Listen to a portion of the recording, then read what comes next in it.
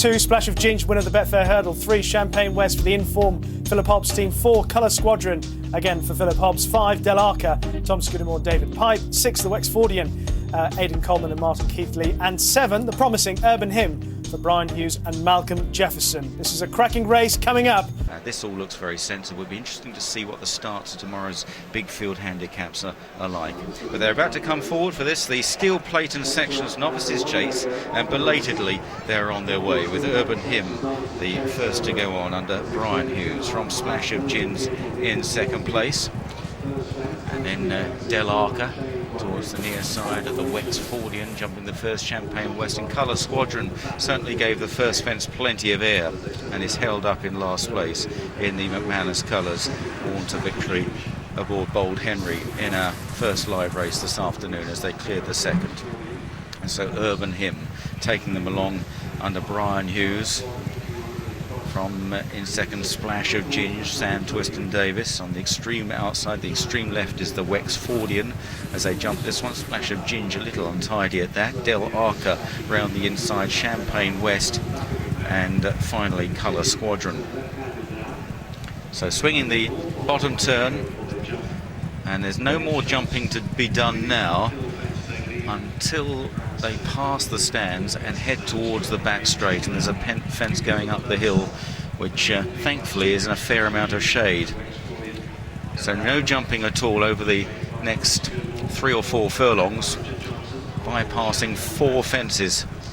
So this is almost a flat race at this stage of the race, with Urban Hymn, Splash of Ginge 1 and 2, the Wexfordian on the outside, Del Arca, light blue jacketed Champagne West, and finally Colour Squadron, last season's Paddy Power Gold Cup runner-up, rather unlucky runner-up as well. So continuing towards the stands and racing into the bright sun at this point. Urban Hymn by 2.5 lengths to Splash of Ginge in second. Then on the outside, the near side, is the Wexfordian in the colours which will be carried tomorrow by Champion Court in the big race. Del Arca, last year's Great Wood Hurdle winner, is on the inside. They're being waved round the next plain fence as they now head towards the stands and approach a left-hand turn. And very shortly they're going to be required to leave the ground once again. It'll be only the 4th fence they will have jumped in this 2.5 mile test.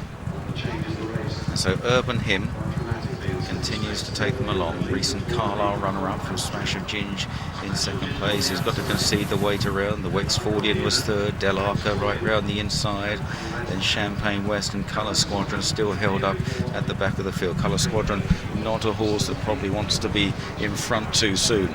Down the back straight, on the descent towards the next plain one. Most of the jumping's been okay so far, the little there has been of it. So Splash of Ginge wasn't too good there. Colour Squadron a little slow at the back. Onto the water jump, racing through a few shadows, and Urban Hymn by 1/2 length to Splash of Ginge. The Wexfordian over in third, a bit sticky, followed by Del Arca on the near side, the striped sleeves. He's gone well all the way round. Champagne West is back in 5th, and then Colour Squadron. Now a jumping test, an open ditch. Urban Hymn from Splash of Ginge. Del Arca was a bit careful there in 5th place as they head on towards the next, another plain one.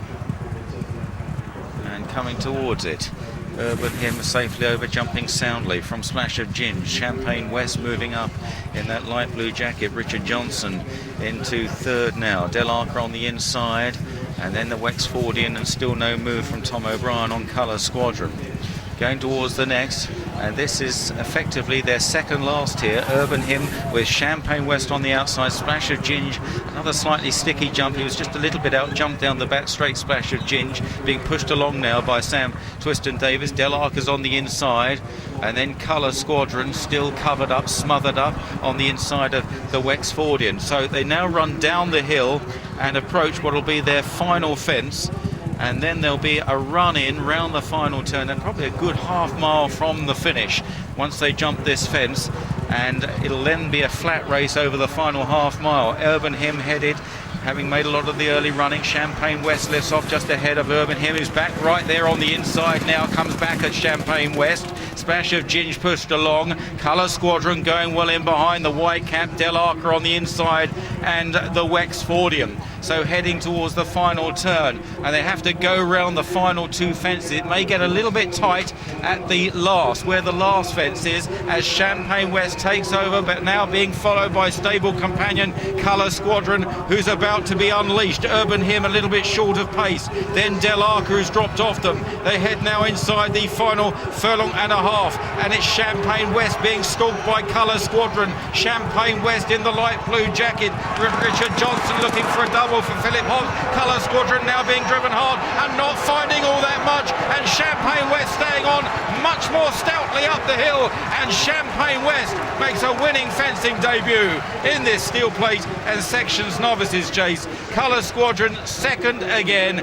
He seems destined to be forever the bridesmaid. In third, Urban Hymn. Del Arca a little disappointing perhaps in fourth, then the Wexfordian, and finally Splash of Ginge, who of the runners probably jumped the worst. Champagne West has won here. It's Richard Johnson again. Another win for him after Bold Henry in the second race, and Philip Hobbs continuing in the winning vein.